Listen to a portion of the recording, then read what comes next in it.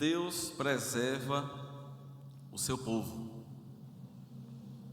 Esse é o tema da mensagem desta noite.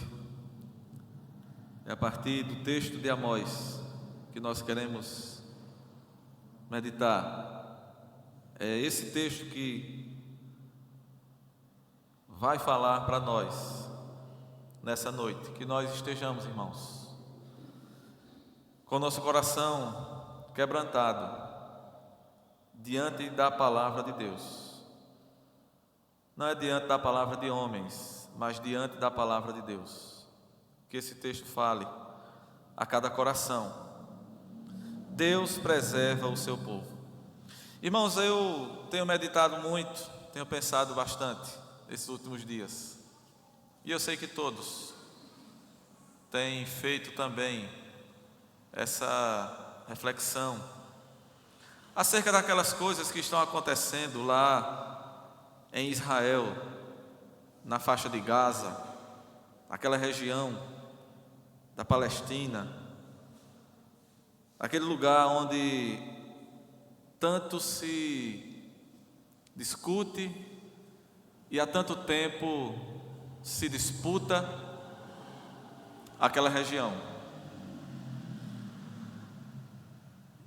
E quando nós olhamos, irmãos, para o passado, nós vamos ver que essas palavras de Amós, elas se cumpriram lá no ano 722 antes de Cristo. O texto aqui nos diz que Deus está falando que vai destruir toda aquela nação pecadora. Verso 8 diz: eis que os olhos de Deus estão contra este reino pecador, e eu os destruirei de sobre a face da terra. E de fato aquela nação foi destruída em 722, as 10 tribos, o reino do norte. O reino do sul foi destruído depois também, em 584 antes de Cristo. Depois ele foi reconstruído. O reino do sul voltou do cativeiro babilônico e voltou para a sua terra. O reino do norte nunca mais voltou a ser uma nação. Sobraram alguns sobreviventes, como diz o texto aqui, no final do verso 8: mas não destruirei de todo a casa de Jacó, diz o Senhor.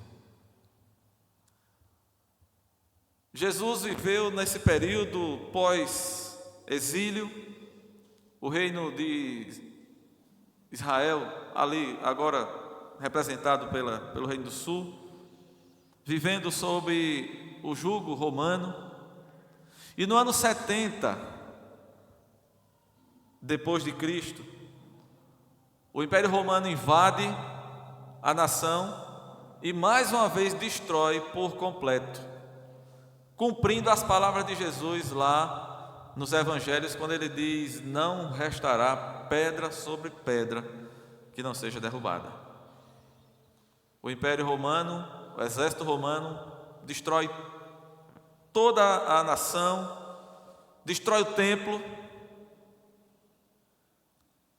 derruba o templo, escava até os alicerces do templo e destrói tudo. Os séculos foram passando e aquela terra continuou sendo disputada. E no ano de 1948, Israel ressurge como nação, mas nunca deixou de ter guerra. Quando o Estado foi restabelecido em 1948, os inimigos prontamente se levantaram contra Israel. E desde então até hoje a guerra continua. Israel é um pequeno estado, eu digo estado no sentido de nação, um povo, mas de uma dimensão geográfica muito pequena. Para os irmãos terem uma ideia, o menor estado brasileiro é Tocantins, ou melhor, Sergipe, extensão de terra. Israel é menor do que Sergipe. geograficamente falando. Mas tudo o que acontece ali toma proporções gigantescas e abala o mundo. E nós estamos vendo isso acontecer. E os crentes discutem, os crentes brigam por isso. Tem uns que dizem que é para orar por Israel, outros dizem que não. Ora, irmãos, por que não orar por Israel? Por que deveríamos nos levantar contra? Como diz o apóstolo Paulo, deles descende o Cristo. A eles foram dadas as revelações de Deus, a lei de Deus, a revelação foi dada a eles. Deles veio o Cristo, são deles as promessas. Por que seríamos nós contra a nação de Israel? De forma nenhuma. Oremos por Israel. Mas, irmãos, ao mesmo tempo a gente fica pensando, por que isso acontece? Será que Deus não está vendo aquilo? É triste, irmãos, é terrível. Idosos, mulheres, crianças sequestradas, bebês enjaulados. Aqueles bebês sequestrados, depois decapitados.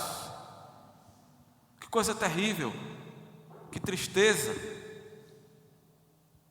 Mas, irmãos, quando nós olhamos para tudo o que aquela nação já passou, o Holocausto, 6 milhões de judeus foram mortos, depois de serem submetidos a trabalhos forçados, em campos de concentração,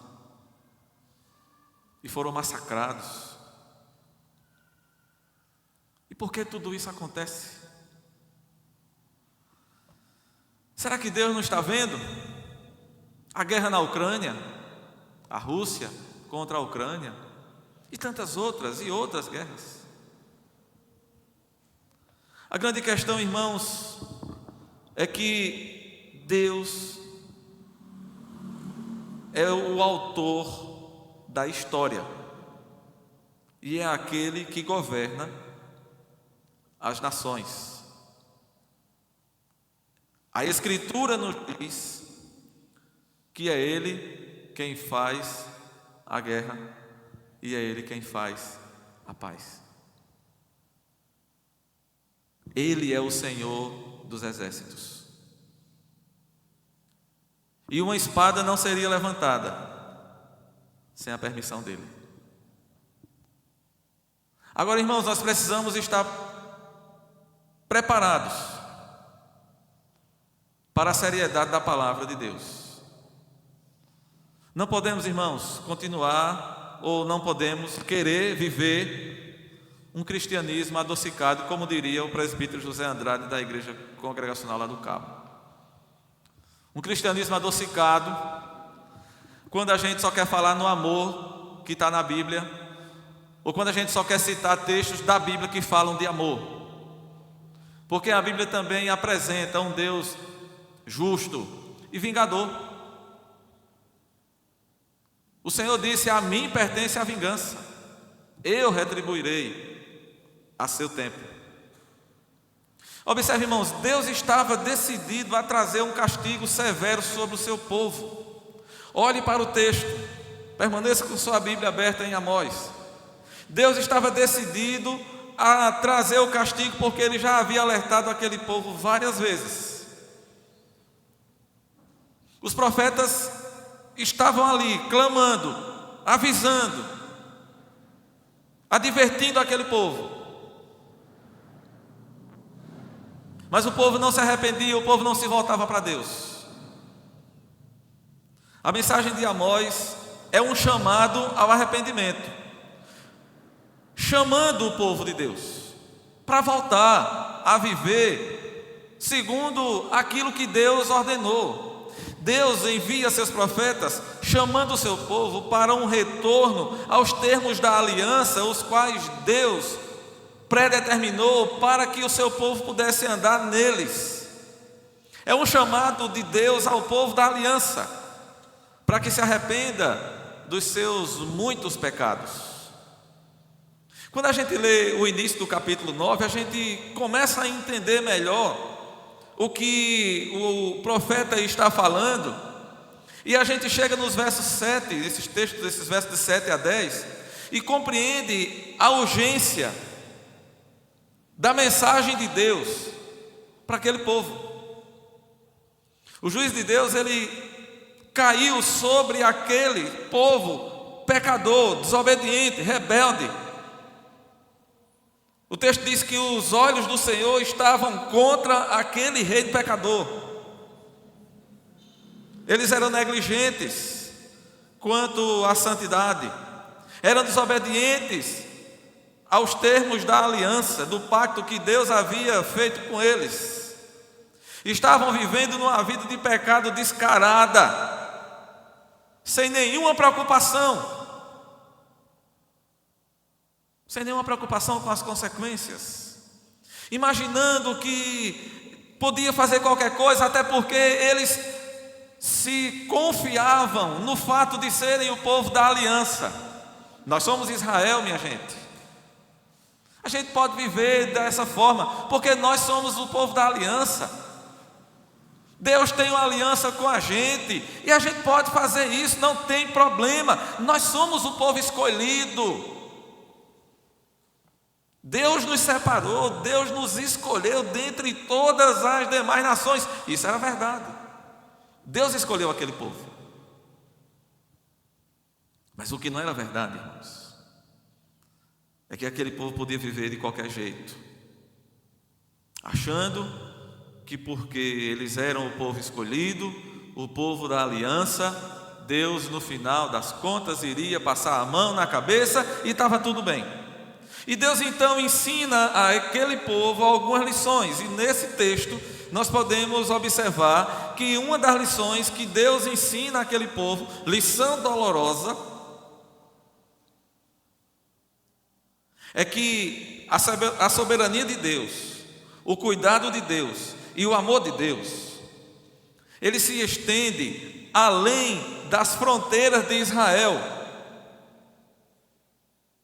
alcançando outros povos, mesmo naqueles dias. Não é só hoje não, viu? Mesmo naqueles dias, Deus já começa dizendo no versículo 7, vocês não são para mim como os filhos dos etíopes. Os etíopes não eram o povo da aliança, e Deus está dizendo, vocês são iguais a eles, para mim. Eu não fiz subir a Israel da terra do Egito, mas da mesma forma, eu também não fiz subir os filisteus de Cafitó. Os estudiosos dizem que esse lugar aqui chamado Cafitó era a ilha de Creta. Deus está dizendo, do mesmo jeito que eu fiz subir Israel da terra do Egito, eu também fiz subir os filisteus de Cafitó e os sírios de Quir. Deus está mostrando, olha, do jeito que eu trato com vocês, eu trato com os outros. Vocês estão pensando o quê? Estão pensando que porque vocês são o povo da aliança, eu vou passar a mão na cabeça de vocês? Negativo.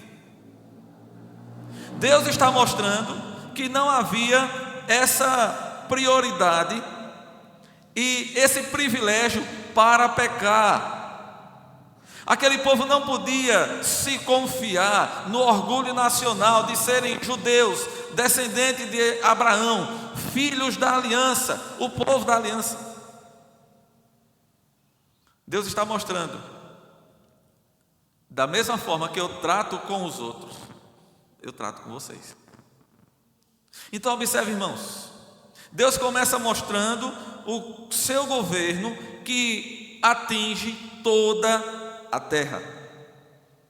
No versículo 7 ele diz, do jeito que eu tratei Israel, eu trato a Síria, eu trato os filisteus, e eu vou tratar todos, todo o povo. Observe, irmãos, Deus é o agente da história.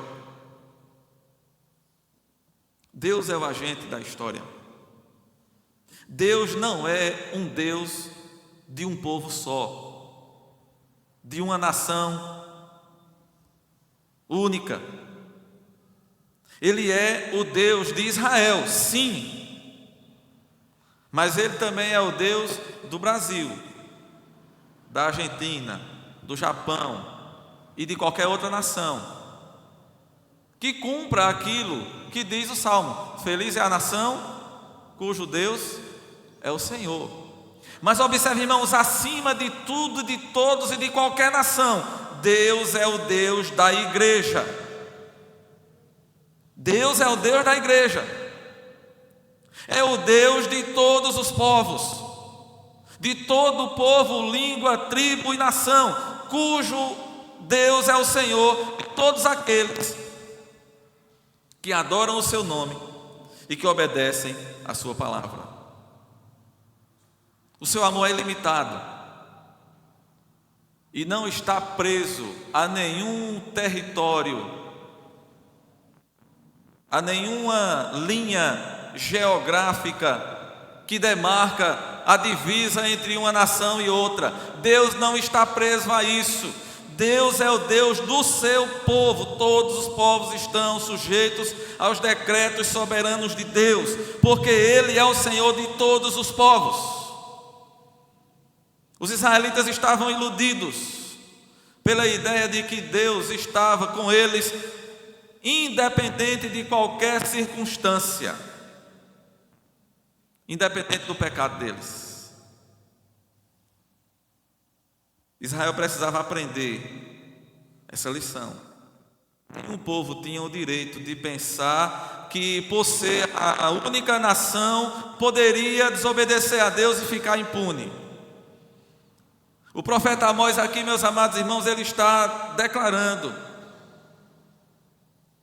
que outros povos, além de Israel, também foram guiados pelo Senhor. Deus está mostrando aqui, guiou os filisteus, guiou os sírios. Outros povos também foram cuidados pelo Senhor. Agora, é claro, irmãos, há uma questão especial de Deus com Israel. Mais uma vez eu lembro aqui as palavras de Paulo: deles descende o Cristo. Jesus disse: a salvação vem de onde? Vem dos judeus. Jesus era judeu, o nosso Salvador era judeu. A salvação vem dos judeus. A eles foram dadas as promessas, as alianças, os profetas. Mas eles não estão, por isso, isentos da obediência a Deus. E da mesma forma, irmãos, outros povos podem desfrutar da plena comunhão com o Senhor e receber as bênçãos da aliança de Deus. Todos aqueles que viverem e cumprirem os termos da aliança de Deus com o seu povo. Todos estes podem experimentar as bênçãos de Deus. Agora, irmãos, observe, no versículo 8, ele diz assim: eis que os olhos do Senhor Deus estão contra este reino pecador. O profeta está mostrando que o governo divino, o governo de Deus, não faz vistas grossas ao pecado do seu povo. É Deus quem dirige todas as coisas, e a providência de Deus está sobre tudo, governando tudo, inclusive punindo os pecados que são cometidos contra Deus. Observe, irmãos, o pecado é coisa séria. Por que o pecado é tão sério? Uma vez uma pessoa me perguntou, eu estava conversando com um colega, por sinal ateu, e ele disse a mim: olha, esse negócio não bate. Eu disse: que negócio que não bate? Esse negócio que vocês ensinam aí, porque veja, Por mais que a gente viva nessa terra, a gente vai viver 70, 80 anos, 90. Pouquíssimas pessoas vão chegar a 100. Isso é verdade. Se agora imagine que a gente passa 80 anos aqui na terra pecando. A gente passa 80 anos pecando. E quando morre é condenado. Aí vai pagar a eternidade todinha. Vai passar o resto da eternidade todinha pagando. Porque passou 80 anos pecando. E vai passar a eternidade. Não, isso não bate não. Mas a grande questão, irmãos, e ali a gente teve uma longa conversa, né? Mas a grande questão é que, sabe por que isso é assim? O pecado é coisa séria. E sabe por que o pecado é coisa séria, irmãos? Porque o pecado é uma ofensa a Deus. O pecado é uma ofensa e uma afronta à santidade de Deus. E sabe por que a punição é eterna? Porque é contra um Deus eterno que nós pecamos. A afronta é feita contra um Deus que é eterno, que é santo. Por isso a punição é eterna. É por isso que a palavra de Deus nos mostra isso, nos ensina que a punição é eterna. Esse texto vai nos mostrar, irmãos, que o governo de Deus, ele pune o pecado, mas esse texto também nos mostra que Deus não apenas pune o pecado ou o pecador. Deus também e especialmente salva os que lhe obedecem. O texto nos fala de um remanescente. Deus pune os pecadores e salva aqueles que lhe obedecem. Irmãos, Deus sempre terá o seu remanescente. Nunca se esqueça disso. E eu sei que os irmãos já me ouviram falar isso muitas vezes. Deus sempre tem os seus remanescentes. E foi assim também com a nação de Israel. Observe ainda no verso 8, ele diz: e eu o destruirei de toda a face da terra. Ou seja, os olhos do Senhor estão contra este reino pecador. E Deus está dizendo: eu destruirei esse reino de sobre a face da terra. Agora observe que a última parte do versículo 8 diz: mas não destruirei de todo a casa do Senhor. O texto nos mostra que Deus preserva um remanescente. Deus não destruirá toda a casa de Jacó. Trazendo isso para os nossos dias, irmãos, o que é que a gente pode aprender? O que é que a gente pode absorver daqui? Observe, irmãos, a Escritura nos ensina que Deus sempre tem seus remanescentes. Deus tem o seu povo, o povo da aliança. E agora o povo da nova aliança. Não estamos vivendo mais debaixo da primeira aliança, da antiga aliança. Jesus, quando estava prestes a entregar a sua vida por nós, naquele momento ali da última ceia, ele disse aos seus discípulos: este é o meu sangue, o sangue da nova aliança, derramado em favor de todos? Não. Este é o meu sangue, o sangue da nova aliança, derramado em favor de muitos, de todos aqueles que vivem debaixo dessa aliança.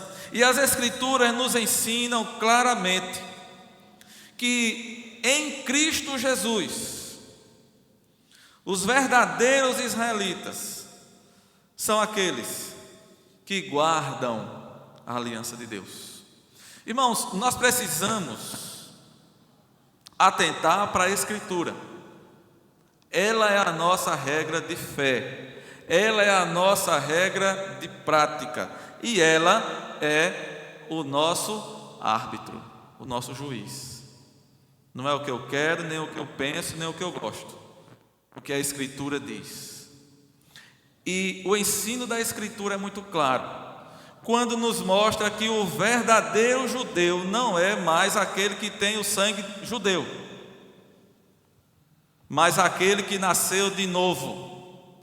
A Escritura é muito clara quando ela nos mostra que os verdadeiros filhos de Abraão não são aqueles que nasceram segundo a descendência física e sanguínea de Abraão. A Escritura é muito clara quando ela nos mostra que os verdadeiros filhos de Abraão são aqueles que nasceram do Espírito, aqueles que nasceram de novo. E tem por pai a Abraão, porque a Escritura diz que ele é o nosso pai de fé. E a Escritura diz que ele seria pai de muitas nações. Observe, irmãos, Romanos 2, verso 28. Vou ler alguns textos aqui, se você quiser acompanhar. Se você, como diria pastor Manuel Matos, se você for bom de Bíblia, você vai acompanhando ou você pode ouvir. Romanos 2, 28 e 29 diz assim: porque não é judeu quem o é apenas exteriormente, nem é circuncisão a que é somente na carne. Verso 29, porém, judeu é aquele que o é interiormente, e circuncisão a que é do coração, no espírito, não segundo a letra, e cujo louvor não procede dos homens, mas de Deus. Paulo está dizendo, o judeu verdadeiro é aquele que é interiormente, e não necessariamente aquele que é da descendência física. Romanos 9,6 diz assim: e não pensemos que a palavra de Deus haja falhado. Não há falha na palavra de Deus, nem tampouco contradição. A gente só precisa entender ela. Essa é a questão. A gente precisa entender a palavra de Deus. Ela não se contradiz e nem falha. Então Paulo diz: e não pensemos que a palavra de Deus haja falhado, porque nem todos os de Israel são de fato israelitas. Nem por serem descendentes de Abraão são todos seus filhos, mas em Isaque será chamada a tua descendência. Isto é, estes filhos de Deus não são propriamente os da carne, mas devem ser considerados como descendência os filhos da promessa. É o que foi dito. Em Isaque será chamada a tua descendência. Isaque era o filho da promessa. E o apóstolo Paulo aplica isso à realidade da igreja e diz que os verdadeiros filhos de Abraão não são os da carne, mas sim devem ser considerados os filhos da promessa. Gálatas 3,7: sabei, pois, que os da fé é que são filhos de Abraão.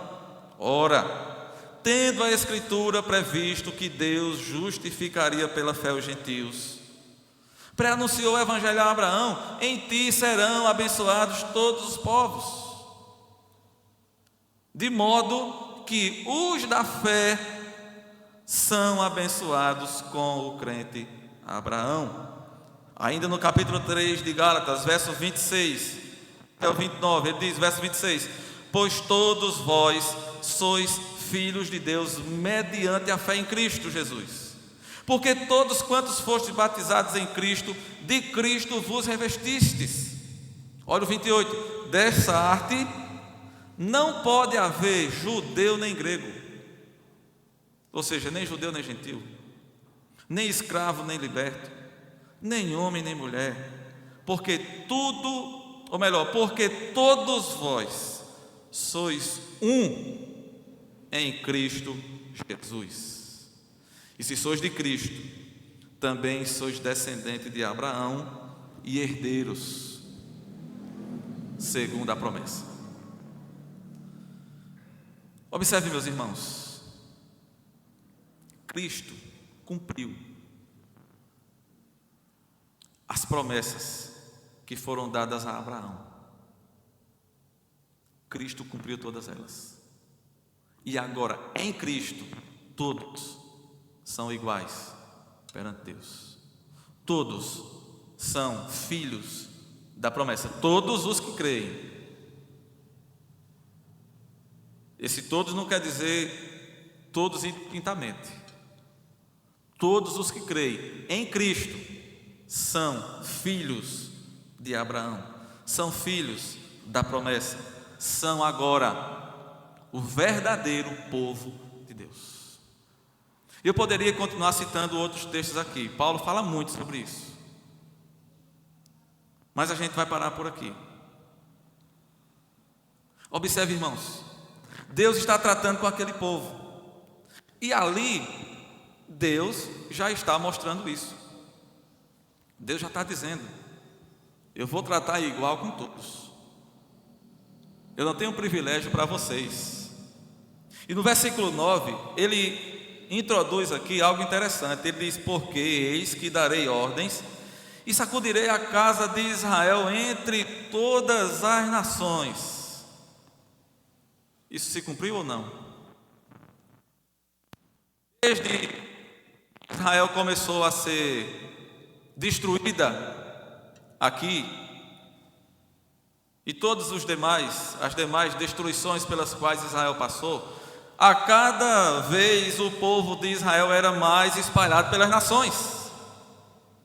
E Deus está dizendo: assim como se sacode o trigo no crivo. O crivo é a peneira que se usa para peneirar, para fazer ali a separação do trigo e aquilo que não serve.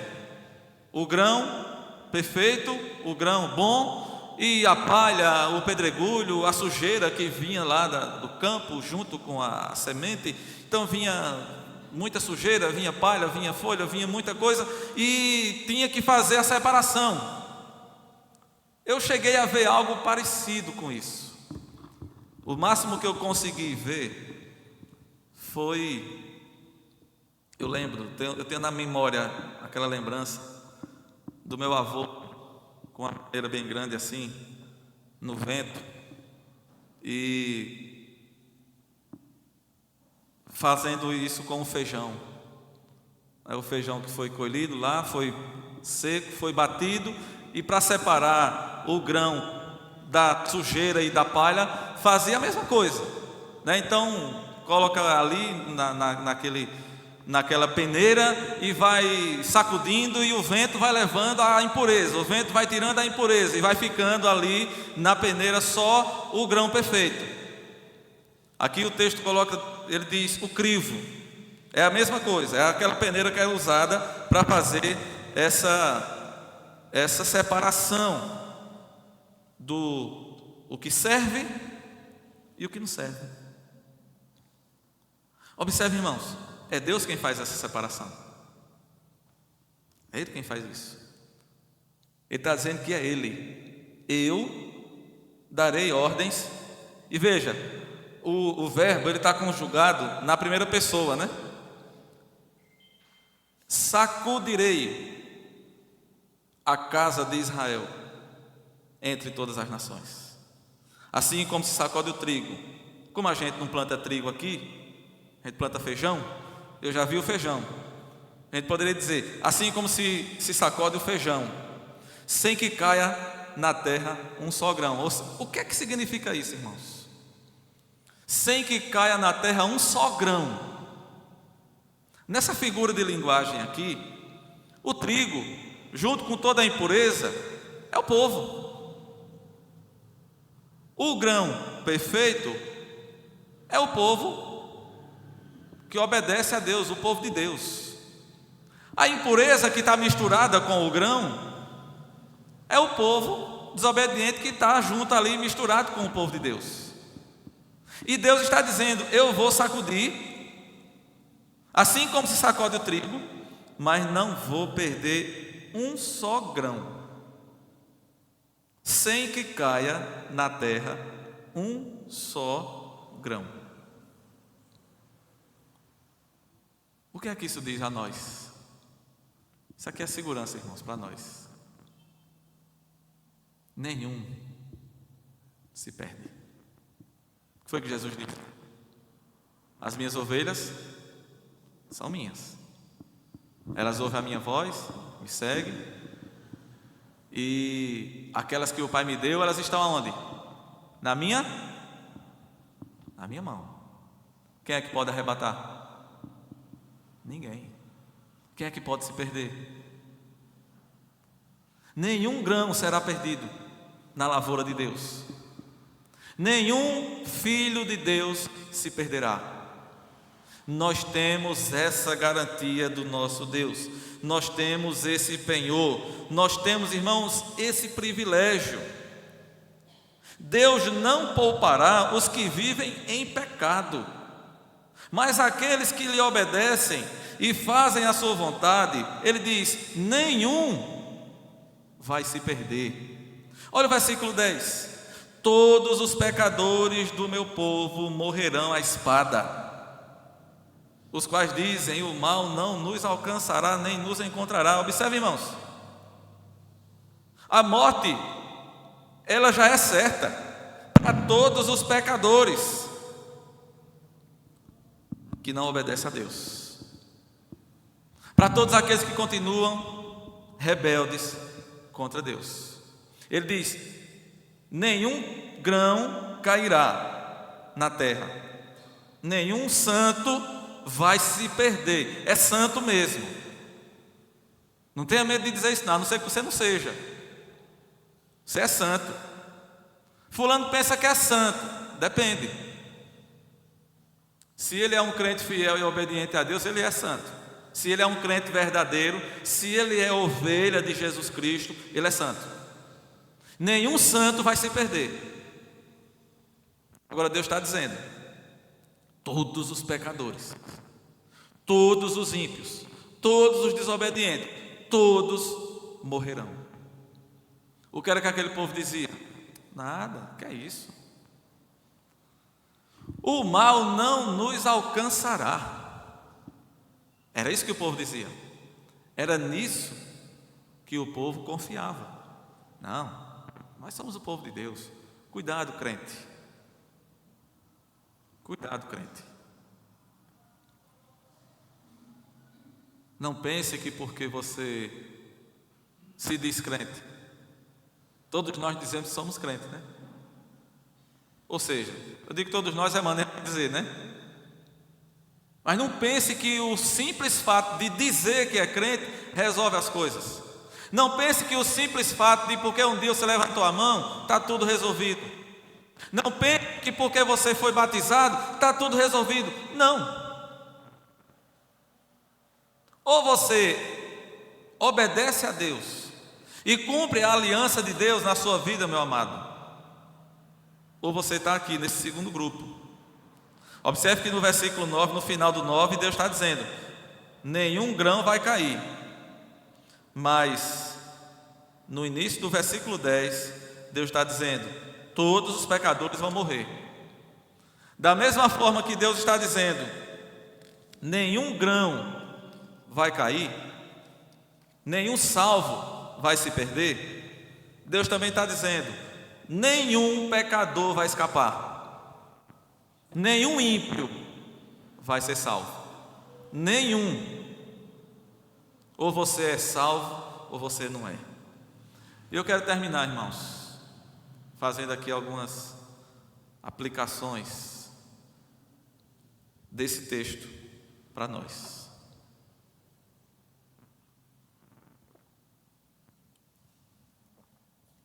Pensando agora no texto todo que estamos observando hoje, dos versos 7 a 10. Pensando em tudo que esse texto tem para nos ensinar. A primeira lição que nós queremos desenvolver aqui é que Deus está por trás da história das nações. Deus comanda a história do mundo. Nada acontece aleatoriamente. Nada. Esse é um pensamento que nós temos de ter ele bem claro na nossa mente. O mundo não é um sistema fechado que ninguém possa interferir, não é um mecanismo que funciona por si mesmo, como um relógio que trabalha sozinho, não é algo controlado por leis, no qual não haja a possibilidade da interferência divina. O mundo funciona dentro da ordem de Deus. Tudo foi feito por Deus e ordenado por Ele. Existe uma causa para todo efeito, para todo fenômeno dentro da criação. Tudo que acontece, tudo que se move, todo movimento na história está debaixo do governo de Deus. Por isso, irmãos, o cristão verdadeiro não tenta explicar a história do mundo colocando Deus de lado, deixando Deus de fora. Pelo contrário, o cristão verdadeiro, ele tem a visão de que Deus está presente na história e cuidando de tudo, agindo. Muitas vezes de maneira que nós não percebemos e até mesmo, muitas vezes de maneiras que nós não compreendemos. Nem sempre a gente compreende o agir de Deus. Eu nunca vou me esquecer da experiência que passei quando eu fui chamado para trabalhar no correio. Eu recebi o telegrama convocando para que eu me apresentasse na sede da empresa lá no Recife. Aquela alegria, aquela festa, aquela euforia. E eu fui. Quando eu cheguei lá, e a pessoa que me atendeu disse: "Você já sabe aonde é que você vai trabalhar?" Eu disse: "Sei não, senhor." "Sei não, senhor, é brincadeira." Eu disse: "Não sei." Ele disse: "Jataúba, conhece Jataúba? Sabe onde é?" Eu disse: "Só ouvi falar, mas não tem nem ideia de para que lado fica." "Isso é em Pernambuco, é?" Eu não sabia nem que era Pernambuco, porque já é na divisa da Paraíba, né? Jataúba é divisa com a Paraíba já. Fica a 11 quilômetros da divisa. E ele disse: "É para lá que você vai, quer? Se não quiser, diga que a gente dispensa você e chama outro." Eu disse: "Não, eu vou." Aí eu voltei, cheguei em casa. Naquele tempo não tinha celular, a gente só dava a notícia quando chegava, né? Hoje a gente manda logo um zap. Naquele tempo a notícia era só quando chegava. Aí a gente foi chorar junto. Mas meu Deus, por quê? Por quê? Né? Estava tão bonzinho aqui, era tão bom. Eu achava que eu ia ficar trabalhando aqui. Eu saí inocente, né? Fui para Recife com aquela esperança de que eu ia trabalhar em Cupira. Até porque eu dizia: o serviço do correio em Cupira precisa de mais gente, de mais funcionários. Eles vão me colocar aqui. Que nada. E eu me lembro que a gente saiu de Cupira para Jataúba chorando, né? Eu fui chorando daqui até lá em cima do carro com a mudança, porque eu estava deixando Cupira, minha igreja, minha família, né? Irmãos, Deus fez coisas maravilhosas ali na nossa vida. E inclusive Deus usou toda aquela experiência para que nós estivéssemos aqui hoje. Porque lá eu ouvi, como Samuel, eu estava lendo outro dia, Deus chamando: "Samuel, Samuel." Samuel ia lá em Eli: "Pois não, senhor?" "Não, não te chamei não." Era Deus chamando Samuel, e Samuel não sabia. Deus me chamou lá. Quando eu voltei com aquele desejo de ir para o seminário. Muitas vezes nós não entendemos, irmãos, o agir de Deus, mas nunca duvide. Deus está cuidando de cada detalhe da sua vida. Todas as coisas cooperam para o bem daqueles que amam a Deus.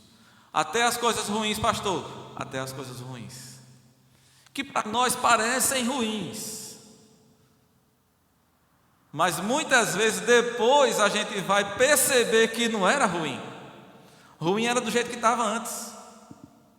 Era Deus tratando, Deus cuidando, Deus conduzindo. Por isso, irmãos, jamais questionemos, jamais devemos questionar a Deus. Questione a você mesmo. Muitas vezes a gente se questiona a nós mesmos pelos passos errados que a gente dá, não é? Muitas vezes a gente está na pior porque quem deu o passo errado foi a gente. Não vai botar a culpa em Deus, porque Ele está cuidando e Ele só faz o melhor. Mas uma outra lição, irmãos, aqui que nós precisamos aprender é que a palavra de Deus, ela não falha, ela não volta vazia. A palavra de Deus é verdadeira. Deus disse mais uma vez aqui: eu vou destruir. E Ele diz assim: destruirei de sobre a face da terra esse reino pecador. E tudo aconteceu de fato. Tudo aquilo que Deus prometeu que faria com aquele povo aconteceu. Como nós falamos no início, os assírios destruíram a nação de Israel em 722 a.C. Destruíram tudo, levaram tudo, e o pouco do que restou, os remanescentes, ficaram lá e foram misturados com outros povos. Você pode ver isso no capítulo 17 do segundo livro de Reis. Segunda Reis, capítulo 17, conta essa história de quando tudo aconteceu, a destruição de Israel. E os poucos que ficaram, os poucos remanescentes ali, se misturaram com outros povos, com outras nações. E depois a gente vai ouvir falar nos samaritanos, né? Foi esse povo que se misturou aí. São os samaritanos. Deus de fato passou aquele povo na peneira, como ele disse aqui. Uma outra lição, irmãos, que nós devemos abstrair aqui desse texto é que ninguém está salvo automaticamente porque nasceu na igreja, porque é filho de crente, porque é neto de crente, porque é filho de seja lá quem for. Observe, irmãos, Deus está mostrando que, independente da nacionalidade, todo aquele que quiser ser salvo tem que obedecer a Ele. Ser descendente de Abraão, é o que Deus está mostrando aqui àquele povo, ser descendente de Abraão, ser o povo da aliança, não salva ninguém automaticamente. Eles receberam a terra como herança, deles descende o Cristo. Isso não faz deles salvos automaticamente, e nem a mim e nem a você. Essas coisas não salvam automaticamente. O fato de você fazer parte de uma comunidade cristã não quer dizer que você seja salvo automaticamente. E eu não estou condenando ninguém aqui, viu? Não estou condenando ninguém. Eu estou alertando. Você precisa se apropriar da salvação. De que forma, pastor? Crendo em Jesus, aceitando Jesus como Salvador, crendo em Cristo. Observe, amados, os israelitas se confiavam nisso. Somos o povo da aliança, somos descendentes de Abraão, está tudo bem com a gente. Não está. O fato de serem descendentes de Abraão, de serem israelitas, não os livrou da condenação de Deus. E em último lugar, irmãos, nós devemos nos lembrar que em Cristo foram cumpridas todas as promessas que foram dadas para a descendência de Abraão. Tudo aquilo que foi feito, todas aquelas promessas que foram feitas, que foram dadas para Abraão e para a sua descendência, tem o seu cumprimento em Cristo. Portanto, irmãos, no que diz respeito a povo de Deus, como nós vimos nos textos lá, nas cartas de Paulo, os filhos de Abraão e herdeiros das promessas de Abraão. São os filhos da promessa. Tudo foi cumprido em Cristo. A misericórdia de Deus nos alcança por causa de Cristo, por causa daquele que haveria de vir, daquele que veio. Ele veio, tornou-se um de nós, morreu na cruz pelos nossos pecados, ressuscitou ao terceiro dia para a nossa justificação, e agora Ele intercede por nós junto ao Pai. Ele está lá intercedendo por nós, e de lá Ele governa a sua igreja aqui na terra. Louvado seja o seu nome. Irmãos, que nós possamos entender isso, que nós possamos ter o coração aberto para a palavra de Deus, e que essas verdades, irmãos, elas entrem em nós, e que nós nos apropriemos delas, que nos arrependamos dos nossos pecados, que tomemos a decisão de viver para Deus, viver para Cristo, viver para a glória de Deus. E não se esqueça disso: Deus preserva o seu povo. Todos aqueles que são de fato o seu povo, Deus os preserva, inclusive os filhos de Israel. Oremos por Israel, meus irmãos. Aquele povo precisa das nossas orações. Mas oremos também por outros que sofrem. Oremos uns pelos outros, e que o amor de Deus, que é derramado em nosso coração, Ele nos traga, que o amor de Deus, que é derramado em nosso coração, nos traga a paz que excede a todo entendimento. Que Deus nos abençoe.